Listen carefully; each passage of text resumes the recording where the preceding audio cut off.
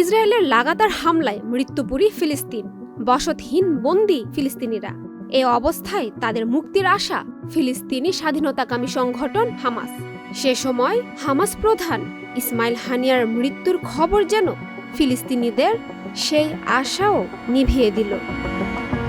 ইরানের এক হামলায় ইসমাইল হানিয়া নিহত হওয়ার খবর নিশ্চিত করেছে হামাস।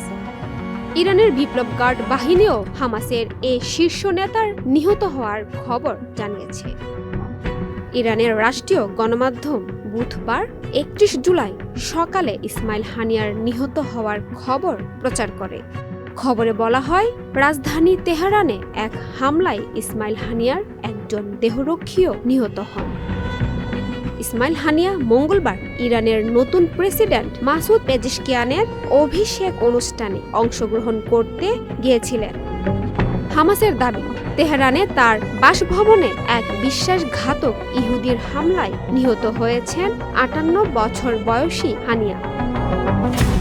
ইরানের সাবেক প্রেসিডেন্ট ইব্রাহিম রাইজির মৃত্যুর পর রাজধানী তেহরানে ইসমাইল হানিয়ার মৃত্যুতে ইরানের নিরাপত্তা ব্যবস্থা নিয়ে প্রশ্ন আসতে পারে। এ বিষয়ে ইসরায়েল এখনো কোনো বিবৃতি দেয়নি। শৈলী, চ্যানেল আই অনলাইন। এখন জন্ম সনদ দিয়ে খোলো বিকাশ স্টুডেন্ট অ্যাকাউন্ট। নিজের বিকাশ নিজে কর।